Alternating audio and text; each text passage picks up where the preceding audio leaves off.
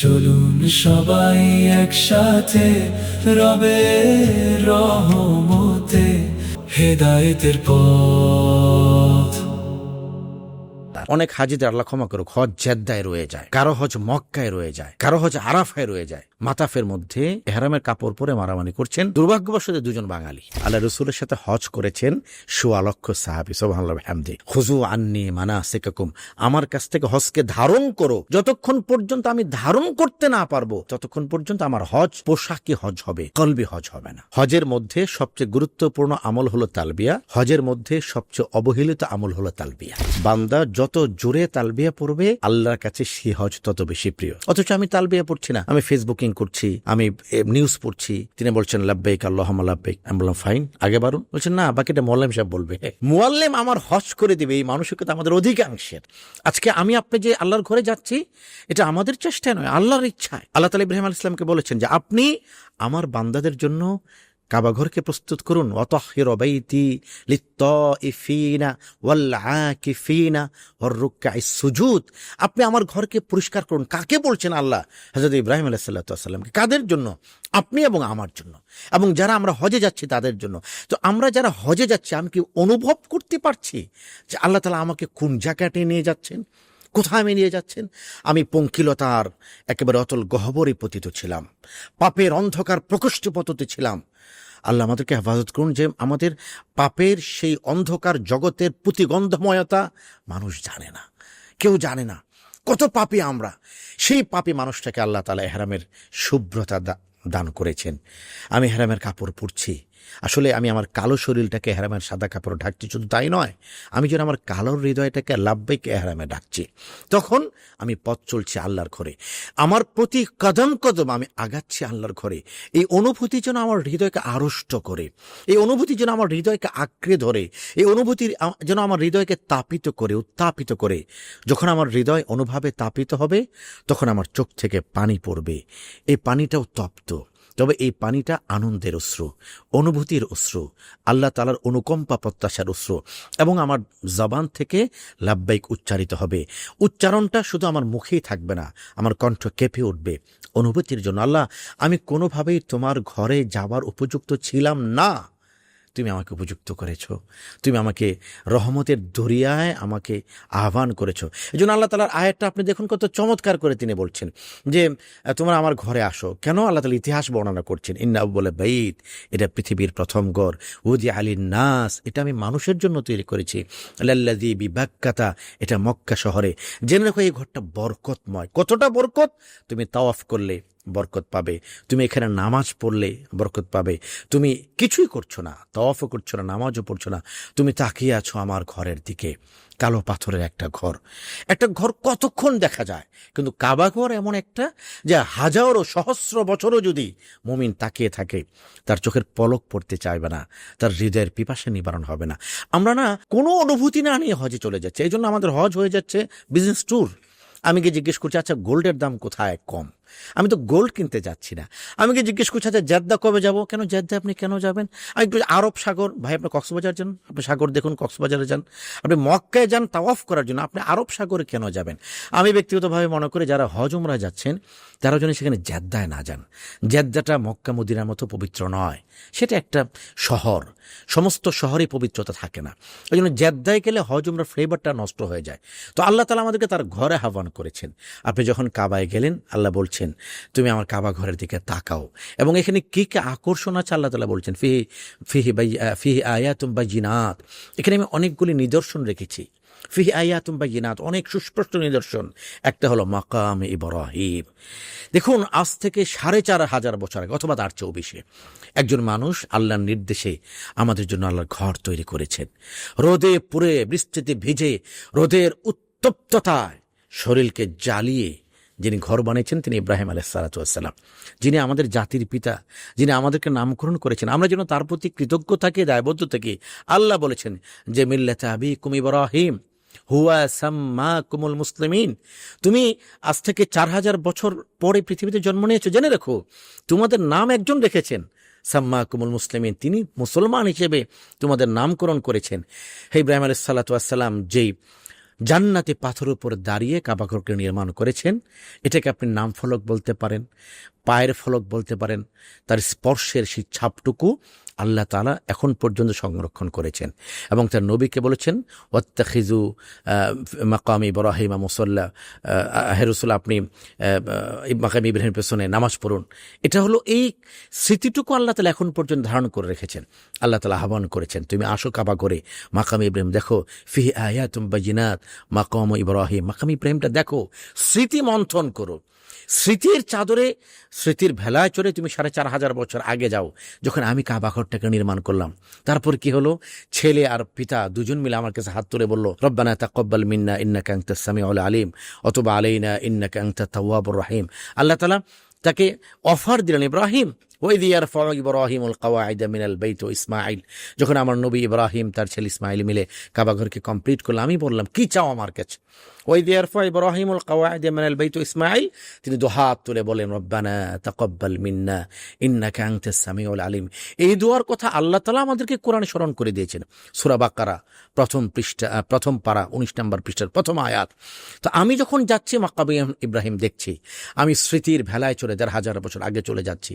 আমি যখন যাচ্ছি আমি তাওয়াফ করছি, হাজরা আসওয়াদ দেখছি, রুকনে ইয়ামানে দেখছি, রুকনে ইরাকে দেখছি, রুকনে শিমালে দেখছি। এরপর আসছি আমি জমজমের কিনারে। কোন জমজম? যেই জমজম হজরতে ইসমাইল আলাইহিস সালাতু ওয়াস সালামের স্মৃতিবহ জমজম, যেই জমজম রাসূল করিম সাল্লাল্লাহু আলাইহি ওয়াসাল্লাম এখানে দাঁড়িয়ে পান করেছেন। আমি যাচ্ছি সাফায়, আমি যাচ্ছি মারওয়ায়। মোহতারাম, হজের দুটো বিধান, একটি হলো আহকাম, আরেকটি হলো আফকার। আহকাম হলো আপনি সাফায় যান, এটা বিধান। আপনি সাফা থেকে মারোয়া যান, এটা বিধান। আপনি তাওয়াফ করুন, এটা বিধান। আর আফকার হলো আপনি ভাবুন, আপনি চিন্তা করুন, এটা কোন সাফা? এ তো সেই সাফা যে সাফায় হজরতে হাজরা আলাইহিস সালাম তিনি দৌড়ে উঠেছিলেন, কান্নার সাথে, উৎকণ্ঠার সাথে, উদ্বেগের সাথে এবং আশার সাথে। দুগ্ধপোষ্য একজন সন্তানকে রেখে, একজন নারীকে রেখে, চারদিকে মরুভূমি, মানুষের ভয় নেই সেখানে, কিন্তু মৃত্যুর ভয় চারদিকে, চারদিকে মৃত্যুর হাতছানি। কিন্তু ইমানে তাপিত হয়ে একজন নারী বলছেন, হে প্রিয় স্বামী, আপনি যে আমাকে এখানে রেখে যাচ্ছেন, আমার খাবার নেই, খাদ্য নেই, পানীয় নেই, কোনো মানুষ নেই, বিজন মরুভূমি। আল্লাহ তাআলা কোরআনে যেটা বলেছেন, এমন একটি জায়গা যেখানে কোনো জীবনের ছায়া নেই, কেবল চারদিকে মৃত্যুর কালো হাতছানি। একজন নারী ইমানের উত্তপ্ততায়, ইমানের উদ্দীপনায় তিনি কতটা ভাস্বর এবং কতটা সাহসী। তিনি বলছেন, কোনো সমস্যা নেই, আমার আল্লাহ যদি আমাকে এখানে রেখে গিয়ে রাখার জন্য বলে থাকেন, তাহলে জেনে রাখুন আমার আল্লাহ আমাকে ধ্বংস করবেন না। চারদিকে ধ্বংসের হাতছানি ছিল, কিন্তু আল্লাহ তাআলা সেখানে জীবনের হাতছানি রেখেছেন। ইব্রাহিম আলাইহিস সালাম দোয়া করেছেন অশ্রু সজল চোখে, আল্লাহ আমি আমার স্ত্রী এবং সন্তানকে রেখে যাচ্ছি, তাদের জন্য আপনি সামারাতের ব্যবস্থা করে দিন, ফলের ব্যবস্থা করে দিন। আজকে আমি এবং আপনি গিয়ে মক্কায় গিয়েছি, আমরা ফলের জুস খাচ্ছি, একেবারে সাম্মাম খাচ্ছি, মক্কার মরুভূমি অঞ্চলে চমৎকার ফলের স্বাদ নিচ্ছি। এটা আমাদের দোয়া নয়, ইব্রাহিম আলাইহিস সালামের দোয়া। তিনি তার সন্তানদের জন্য দোয়া করেছিলেন। এ কারণে আজকে আপনি 5 স্টার হোটেলে বুফে খাবার খাচ্ছেন, এমন খাবার যেটা তামাম পৃথিবী থেকে আসছে, এমন এক শহরে যেখানে কোনো ফল হয় না, এমন এক শহর যেখানে কোনো কৃষি কাজ নাই, কিন্তু সব ধরনের ফল আছে। কেন? এটা ওই যে 1000 বছর আগের স্মৃতি, হাজরা আলাইহিস সালামের স্মৃতি আমাদের জানতে হবে।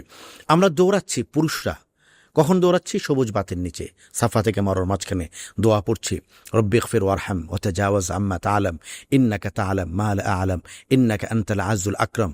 আমরা কি একবার ভেবেছি, দৌড়িয়েছিলেন তো নারী, এখানে আল্লাহ নারীদেরকে দৌড়াতে নিষেধ করেছেন। কাদেরকে দৌড়াতে বলেছেন? পুরুষদেরকে। আচ্ছা, ইব্রাহিম আলাইহিস সালামের ওই সময়টার আগে হযরত হাজরা যখন দৌড়াচ্ছেন, এর আগেও তো হজ ছিল, আদম ইসলাম হজ করেছেন। তো এই দৌড়ানোটা, উনি তো দৌড়েছেন ওনার কারণে, ওনার সন্তানের ক্ষুধা পিপাসার কারণে। আমরা কেন দৌড়াচ্ছি? আমরা দৌড়াচ্ছি এই কারণে, ওই দৌড়ানোটা আল্লাহর কাছে ভালো লেগেছিল।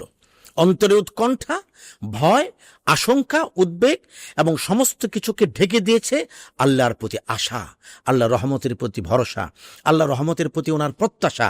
আল্লাহ এই জিনিসটাকে পছন্দ করেন। এই জন্য আমরা যারা সাফা মারা সাই করছি, কিছু সময়ের জন্য সেই ফিল অনুভব আমরা করতে পারছি কিনা? পারছি না। এই জন্য আমরা যখন সাফা মারা সাই করি, আমরা মোবাইলটা অন করে বলি, দেখো আমি এখন সাফায়। আমরা এয়ার কন্ডিশনটা দেখি, আমরা ঝাড়বাতিটা দেখি, আমরা গল্প করি, তারপরে কি অবস্থা, কয় টাকা দিয়ে হজে এসেছেন।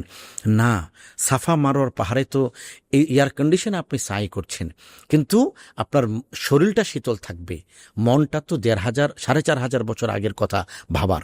আমরা মিনায় যাচ্ছি, কোন সেই মিনা যেখানে ইব্রাহিম আলাইহিস সালাতু ওয়াস সালাম তার সন্তানকে কুরবানি করেছিলেন। আমি আমার বাক্যটা রিপিট করছি, কুরবানি করেছিলেন। ওনার কুরবানির মধ্যে কোনো কমতি ছিল না, কোনো দ্বিধা ছিল না, কোনো শঙ্কা ছিল না। তিনি তো ছুরি চালিয়ে দিয়েছেন, কিন্তু আল্লাহ তাআলা সেই ছুরির নিচ থেকে হযরত ইসমাইলকে সরিয়ে নিয়ে গেলেন, জান্নাত থেকে দুম্বা পাঠিয়ে দিলেন। তো আমরাও তো চাচ্ছি সেই মিনায়, সেই মিনায় গিয়ে তো আমরা সেই ইব্রাহিমী চেতনায় উজ্জীবিত হচ্ছি না। হযরত ইসমাইলের কথাটা আমাদের চোখে বেশি উঠছে না।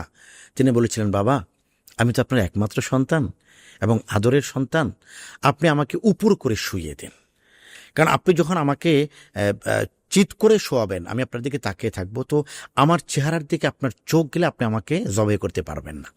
আমাকে উপর করে দিন, তাহলে আপনি আমার পিছন দিকটা দেখবেন, আই কন্টাক্ট হবে না, আমার কোমল ফেরেশতার মতো চেহারাটা আপনার চোখে আসবে না। সেই ত্যাগ, সেই কুরবানি, সেই নাজরানার ছিটে ফুটেওকে আমরা অনুভব করতে পারি মিনায়? পারি না। আর পারি না বলে আমরা বারবার অস্থির হয়ে ওঠে, এসি এত কম কেন, আরেকটু বাড়ানো যায় কিনা, সিটটা এত ছোট কেন। না, আপনি কোথায় আছেন এটা ভাবুন। আরাফায় যাচ্ছি আমরা, আরাফায় রসুল করিম সাল্লাল্লাহু আলাইহি ওয়াসাল্লাম 6 ঘন্টারও বেশি সময় ধরে তিনি হাত তুলে আল্লাহর কাছে দোয়া করেছেন। আরাফার ময়দানে কোরআনের আয়াত নাজিল হয়েছে, আল-ইয়াওমা আকমালতু লাকুম দীনাকুম ওয়া আতমামতু আলাইকুম নি'মাতি ওয়া রাদিতু লাকুমুল ইসলাম দীনা। আজকে আমরা মুআল্লিম নাম্বার খুঁজি, আমি 80 নাম্বার মুআল্লিম, একজন 70 নাম্বার মুআল্লিম।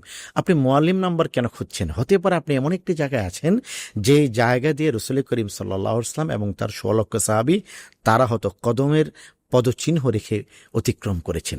আরাফার ময়দানে আমরা খুঁজি কোথায় জুস পাওয়া যায়, কোথায় ফ্রি খাবার পাওয়া যায়।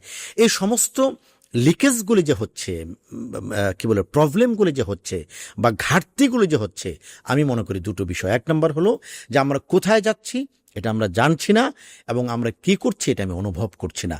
কেবল পোশাকি একটা হজ আমরা করে যাচ্ছি, জাস্ট এটা শরিয়ার ভিত্তিতে আইন, কি বলে, বিধানের দিক থেকে হজ হয়ে যাচ্ছে, হুকুমের দিক থেকে হজ হয়ে যাচ্ছে, কিন্তু হৃদয়ের দিক থেকে কিন্তু হজ হচ্ছে না। অথচ আল্লাহ তাআলা কোরআনে বলছেন, ওয়াতাযাওয়াদু, তোমার হজের প্রস্তুতি গ্রহণ করো, ফাইন্না খায়রাজ যাদি তাকওয়া, জেনে রেখো তাকওয়ার প্রস্তুতির হলো সবচেয়ে বড় প্রস্তুতি।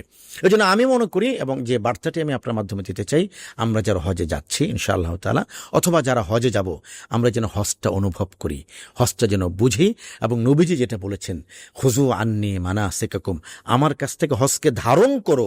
যতক্ষণ পর্যন্ত আমি ধারণ করতে না পারবো ততক্ষণ পর্যন্ত আমার হজ পোশাকি হজ হবে, কলবি হজ হবে না। দুইটা বিষয় আমি আপনার কাছ থেকে জানতে চাবো। একটা হচ্ছে গিয়ে কি, যে সাধারণ যারা আমাদের মতো হজ যাত্রী, তাদের একটা অনেক ইখতিলাফের মধ্যে তারা পড়ে যায়।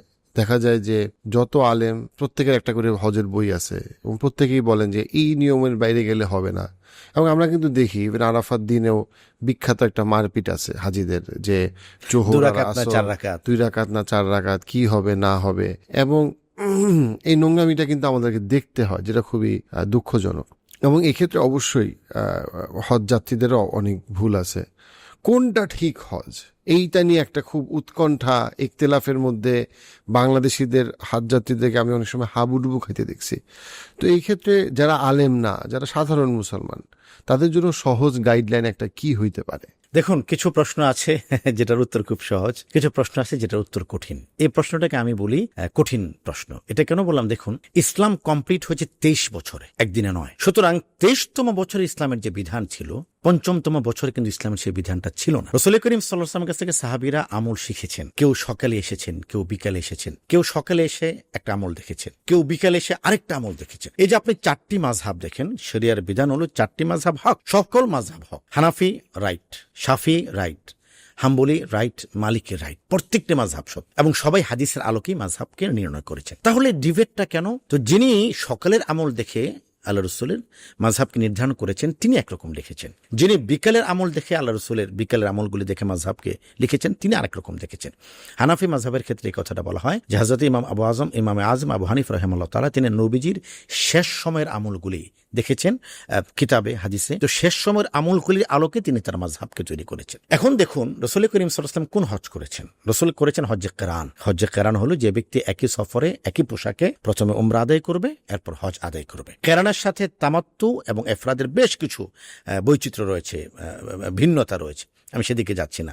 আপনি যেটা বলেছেন সেটা হলো আরাফার ময়দানে আমল কি হবে। দেখুন আরাফার ময়দানে রাসূলুল্লাহ সাল্লাল্লাহু আলাইহি ওয়াসাল্লাম কোথায় ছিলেন? তিনি ছিলেন মসজিদে নামিরাতে, নামিরা অথবা নিমরা।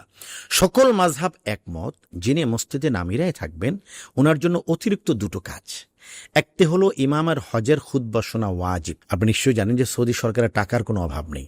ওরা চাইলে গোটা আরাফার কিলোমিটারটা টোটালি 12 অথবা 15 কিলোমিটার পুরা এরিয়াটি, সৌদি সরকার চাইলে গোটা 15 কিলোমিটার জায়গার প্রত্যেকটা ইঞ্চিতে সাউন্ড বক্স দিতে পারতেন। তাহলে কি হতো? আমরা সবাই খুতবা শুনতে পারতাম। কিন্তু ওলামা ইকরাম এটি বলেছেন যে না, গোটা আরাফায় খুতবা শোনানোটা আবশ্যক নয়। যারা মসজিদে নামিরা থাকবেন তারা খুতবা শুনবেন, তাদের জন্য খুতবা শোনা ওয়াজিব। মসজিদে নামিরা যিনি থাকবেন তিনি জোহর এবং আসর একসাথে পড়বেন, জমান এবং কাসরান। 2 রাকাত পড়বেন জোহর, আসরও 2 রাকাত এবং একই সাথে পড়বেন, 1 আজান 2 একামতের মাধ্যমে পড়বেন। আমরা যারা সাধারণত বাঙালি, ভারতী, পাকিস্তানি, নেপাল, এই অংশটা আমাদের অবস্থান হয় আরাফার মসজিদে নামিরা থেকে 12 কিলোমিটার দূরে। তো সেখানে আমরা ইমামের হজের খুতবা শুনতে পাই না। এজন্য 1 নম্বর একটা ওয়াজিব আমাদের কাছ থেকে কমে গেল। 2 নম্বর হলো এখন আপনি 2 রাকাত পড়বেন না 4 রাকাত পড়বেন। আমি আপনাকে একটু ব্যাখ্যা দিই। রাসূলুল্লাহ সাল্লাল্লাহু আলাইহি ওয়াসাল্লাম কিতাবে যেটা আসছে, খারাজান নবী সাল্লাল্লাহু আলাইহি ওয়াসাল্লাম মিনাল মাদিনাতি লিসালাতিল ইস্তিসকা। আল্লাহ রাসূল মদিনা থেকে বের হলেন কেন? ইস্তিসকার নামাজের জন্য। কোথায়, কোন জায়গায় গেলেন? এখন যেটা মসজিদে গামামা, মসজিদে নববীর 6 নম্বর গেটের সাথে। আমার তো ধারণা 2 বছর পরে মসজিদে গামামা মসজিদে নববীর মধ্যে ঢুকে যাবে, যেভাবে এটা বিস্তৃত হচ্ছে। তার মানে হলো কি, রসুলের সময়ে মদিনা শহরটা কতটুকু ছিল? অধিকাংশ ইতিহাস এবং সিরাতবিদরা বলেন যে এখন মসজিদে নববীটা যতটুকু, সেই সময়ে মদিনা শহর ছিল এতটুকু। এই জন্য হাদিসে দেখি আল্লাহ রাসূল সাল্লাল্লাহু আলাইহি ওয়াসাল্লাম মদিনা থেকে বের হলেন, কোথায় গেলেন? উহুদে যুদ্ধ করার জন্য। উহুদ কোথায়? এখন তো মসজিদে নবী থেকে বের হলে আপনারা দেখবেন ওই যে উহুদ দেখা যায়, অনলি 2 কিলোমিটার, মাত্র 2 কিলোমিটার দূরে। তো নবীজির সময়ে গোটা মদিনা শহরটা ছিল মসজিদে নববী। তো রসুল মদিনার শহর থেকে বের হয়ে তিনি গামামা পর্যন্ত গেলেন। এখন তো 2 বছর পরে এক্সটেনশন যেভাবে হচ্ছে, গামামা মসজিদে নববীর মধ্যে ঢুকে যাবে। তার মানে হলো রসুলের সময়ে আল্লাহ রসুল যেভাবে আমল করেছেন এবং এখনের মধ্যে পরিবেশগত একটু পার্থক্য এসছে। এই জন্য ওলামা ইকরাম বলেন যে আপনি যদি মুসাফির হন তাহলে আপনি 2 রাকাত পড়বেন, আপনি যদি মুকিম হন তাহলে 4 রাকাত পড়বেন। এখানে আমি আমার অভিজ্ঞতা থেকে একটা সলিউশন দেই। আপনি যেই টিমে আছেন, যে তাঁবুতে আছেন, আপনি সেই তাঁবুকে ফলো করবেন। এবং আমি বিশ্বাস করি অকাট্যভাবে বাংলাদেশের অথবা গোটা পৃথিবীর সমস্ত আলেমরাই হাদিসের আলোকে ব্যাখ্যা দেন। যেটা করার কথা নয় সেটা আমরা করি। কোনটা করার কথা নয়? আল্লাহ তাআলা কিন্তু হজের কথা বলেছেন, আল হজ্জু আশহুরুম মালুমাত, নির্ধারিত মাস সময়ে তোমরা হজ আদায় করো। ফামান ফারাদা ফীহিন্নাল হাজ্জা, এই নির্ধারিত মাসগুলিতে যারা উপস্থিত থাকবে, সুস্থ সামর্থ্য অনুযায়ী উপস্থিত থাকবে, ফিহিনাল হাজ্জা, সে হজ করবে। কিভাবে হজ করবে? আল্লাহ তাআলা ইফরাদের কথা বলেননি, কেরানের কথা বলেননি, তামাত্তুর কথা বলেননি, আরাফায় অবস্থানের কথা বলেননি। তিনি বলেছেন ভিন্ন কথা, ফালা রাফাসা ওয়ালা ফুসুকা ওয়ালা জিদালা ফিল হজ। ধরুন আপনি আমাকে আপনার বাসায় আমাকে দাওয়াত দিলেন, আর আপনার ফাদার আমাকে বলে দিলেন যে আমার বাসায় দাওয়াত খেতে যান, কিন্তু ঝগড়া করবেন না। এটা তো মিল হলো না। আমি আপনার বাসায় দাওয়াত খেতে যাচ্ছি, আপনি আমাকে বলা দরকার ছিল মিষ্টি নট অ্যালাউড অথবা এমন কিছু। আপনি বলছেন ঝগড়া কেন হবে? হজে যাচ্ছি, ঝগড়া কেন হবে? এটা তো কিছুই হলো না। কিন্তু আসলে হজে ঝগড়াটাই হয়, আরাফার মধ্যে ঝগড়াটাই হয়। আপনি 2 রাকাত পড়লেও নামাজ হবে, 4 রাকাত পড়লেও নামাজ হবে, একসাথে পড়লেও নামাজ হবে, আলাদা আলাদা পড়লেও নামাজ হবে। যেটা করা যাবে না সেটা হলো ঝগড়া। আল্লাহ ক্ষমা করুক, আমরা সব বাদ দিয়ে ঝগড়াটাই করি। তাবুর এই পাশের লোকেরা বলি ওদের নামাজ হয় নাই, ও পাশের লোকেরা বলি এদের নামাজ হয় নাই। তো এই যে ঝগড়ার একটা বিষয় হচ্ছে, অথচ আল্লাহ তাআলা 3টাকে নিষেধ করেছেন, ঝগড়া করো না। ফালা রাফাসা ওয়ালা ফুসুকা ওয়ালা জিদালা ফিল হজ, অশ্লীল কথা বলো না। আমার আরেকজন মুমিন সম্পর্কে বাজে বাক্য, ও কিছু জানা না, মূর্খ। আরাফার ময়দানে বসে আপনি আরেকজনকে মূর্খ বলছেন, যিনিও হাদিসের আলোকে আমল করার চেষ্টা করছেন। অথবা আমি আরেকজনকে বলছি তো জাহেল, অত হলো গণ্ড মূর্খ। আরাফার ময়দান ডিবেটের জায়গা নয়, আরাফার ময়দান মোনাজাতের ময়দান, ঝগড়ামুক্ত থাকার ময়দান। এই জন্য আমি আপনাকে বলবো 2টা পরামর্শ। একটা হলো, আমার এই কথাটা হয়তো অনেকের পছন্দ হবে না, এরপর আমি অভিজ্ঞতার আলোকে বলি, হজের বই যত বেশি পড়বে হজে তার সমস্যা তত বেশি বাড়বে। এই কথাটা একটু কঠিন মনে হবে। হজের বই একটা পড়বেন, কারটা যারটা আপনার ভালো লাগে। বাংলাদেশে প্রচুর আলেম ওলামা আছেন, সবারই বই আছে। আপনার যদি আব্দুল লতিফ সাহেবেরটা ভালো লাগে আপনি আব্দুল লতিফ সাহেবেরটা পড়বেন, আব্দুর রহিম সাহেবেরটা ভালো লাগে আপনি আব্দুর রহিম সাহেবেরটা পড়বেন, আব্দুল কাইম সাহেবেরটা ভালো লাগে আব্দুল কাইম সাহেবেরটা পড়বেন। যারটা আপনার ভালো লাগে ডিবেট করতে যাবেন না যে দেখি ওনার কি কি ভুল ধরা যায়। হজের ক্ষেত্রে আমি নিজে দেখেছি আরাফার ময়দানে আমরা বই পড়ি তর্ক করার জন্য, আরেকজনকে ঠকানোর জন্য, আরেকজনকে ঠেকানোর জন্য, অথচ হাদিস এটা নিষেধ করা আসছে তুমি ঝগড়া করার জন্য এলেম অর্জন করো না। এজন্য কিছু বৈচিত্র্য আমরা পাই হজের বিধানের মধ্যে, কিছু একতলাফ আছে আছে, কিন্তু মূল কথা কোরআনের আয়াত, ফালা রফাসা ওয়ালা ফুসুকা ওয়ালা জিদালা ফিল হজ। পুরা তাবুর হজ কোথায় যাবে এটা আমার জন্য গুরুত্বপূর্ণ নয়, আমার হজটা যেন ঠিক হয়। ইসলামিক টিভি, একটি সুন্দর পৃথিবীর জন্য।